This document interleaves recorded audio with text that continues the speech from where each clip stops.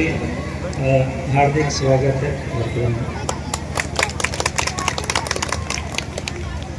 तो हम लोग बात कर रहे थे सुशासन के विषय में। तो प्रशासन में जो लोग सीधे भागीदार हैं, उनके अलावा जन सामान्य की भी बड़ी महती भूमिका होती है और इस भूमिका का निर्वहन अपने कर्तव्यों का पालन करके ही हो सकता है।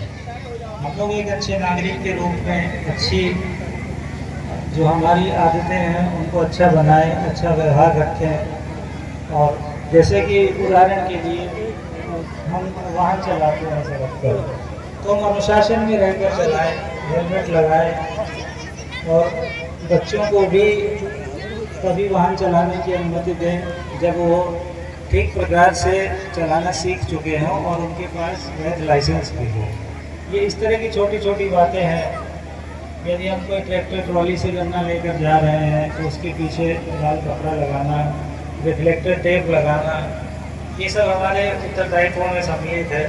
और यदि कहीं पर कोई दुर्घटना होती है तो उन लोगों की, दुर्घटनाग्रस्त लोगों की दुर्घटना की सूचना संबंधित पुलिस स्टेशन पर दे देना, 112 नंबर पर दे देना और साथ ही साथ जो भी सहायता हमसे हो सकती है प्राथमिक सहायता के रूप में, चिकित्सा के रूप में, वो प्रदान करना, ये सब एक अच्छे नागरिक के कर्तव्य होते हैं।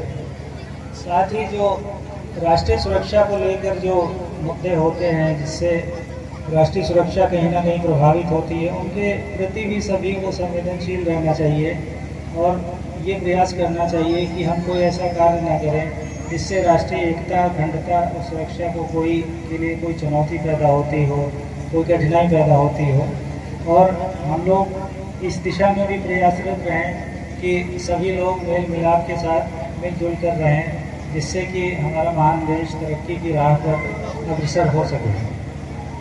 यहाँ पर इस कार्यक्रम में जिन युवाओं ने अपने मेहनत, लगन और प्रयास के आधार पर नौकरी प्राप्त की है, उनको सम्मानित किया गया है। ये सभी युवा पूरे समाज के लिए और छोटे बच्चों के लिए, अन्य युवाओं के लिए ये लोग प्रेरणा का स्रोत हैं।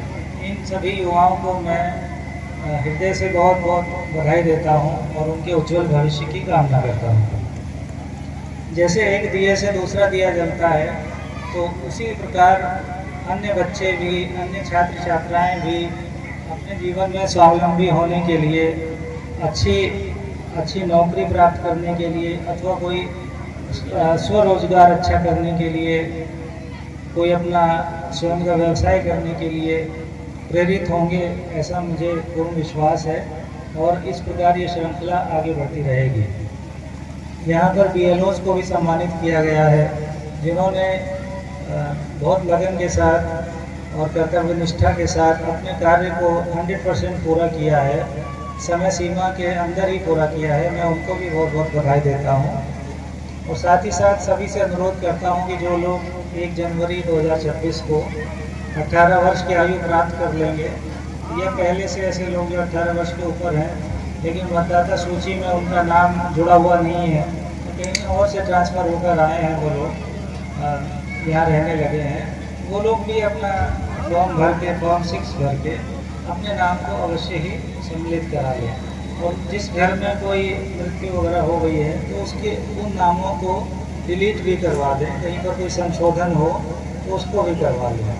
क्योंकि इसमें देखिए चुनाव में प्रयास होना चाहिए कि सभी लोग मतदान करें और जो हमारी मतदाता सूची है वो बिल्कुल ही शुद्ध होनी चाहिए, सही होनी चाहिए।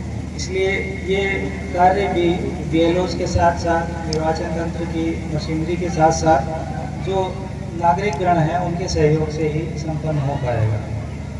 यहाँ पर टीचर्स को सम्मानित किया गया है। टीचर्स की समाज में बहुत ही अहम भूमिका होती है। जैसे कि आपने सुना होगा कि गुरु गोविंद दो खड़े काके लागो पाए, बलिहारी गुरु आपने गोविंद दियो बताए। तो इस बात को हमेशा ध्यान रखना चाहिए। वही समाज हमेशा तरक्की करता है जिसमें शिक्षक अच्छे होते हैं और बच्चों को अच्छा शिक्षण मिलता है। शिक्षा के साथ साथ स्वास्थ्य की भी बहुत ही महत्वपूर्ण भूमिका है। और यहाँ पर सम्मानित किया गया है अच्छे शिक्षकों को, मैं उन्हें बहुत बहुत बधाई देता हूँ। और समेकित शिक्षा से संबंधित भी जो एक अध्यापक डीसी हैं उनको भी सम्मानित किया गया है। इन सब का योगा के टीचर हैं, इन सब का बच्चों के शिक्षण में, उनको सुविधाएं मुहैया कराने में, बच्चों का स्वास्थ्य रक्षण करने में और बड़ों का भी स्वास्थ्य रक्षण करने में बहुत ही महत्वपूर्ण योगदान है। मैं आप लोगों को भी बहुत बहुत बधाई देता हूँ। यहाँ पर जो योगा के जो टीचर हैं, देखिए आप लोग जानते हैं कि अंतर्राष्ट्रीय योग दिवस हम लोग हर वर्ष मनाते हैं। तो उसमें उसको मनाने का आशय, उसकी सार्थकता तभी सिद्ध हो पाएगी जब हम अपने जीवन में अपनाएं योग को, योग क्रिया को अपनाएं और उसके लिए समय निकालें और उसको करें प्रतिदिन।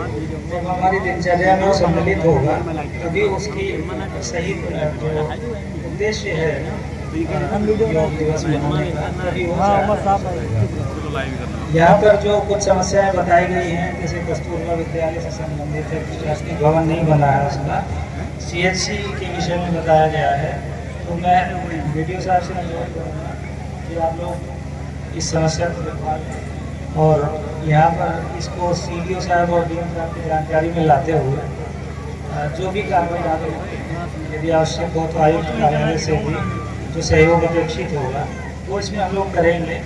और ये प्रयास किया जाए कि गांव में और भी बेहतर नागरिक सुविधाओं का विकास हो सके, जिससे कि लोगों का जीवन और भी सुगम और सुविधा युक्त बन सके। अंत में मैं आयोजन करता हूँ इस सुंदर और आकर्षक कार्यक्रम के आयोजन के लिए बहुत बहुत बधाई देता हूँ। जिन बच्चों ने यहाँ पर कार्यक्रम किए हैं, स्वागत गीत, सरस्वती वंदना और योगा के कार्यक्रम, वो बहुत ही मनमोहक थे, बहुत ही अच्छे कार्यक्रम थे। उन बच्चों को भी बहुत बहुत आशीर्वाद और बधाई।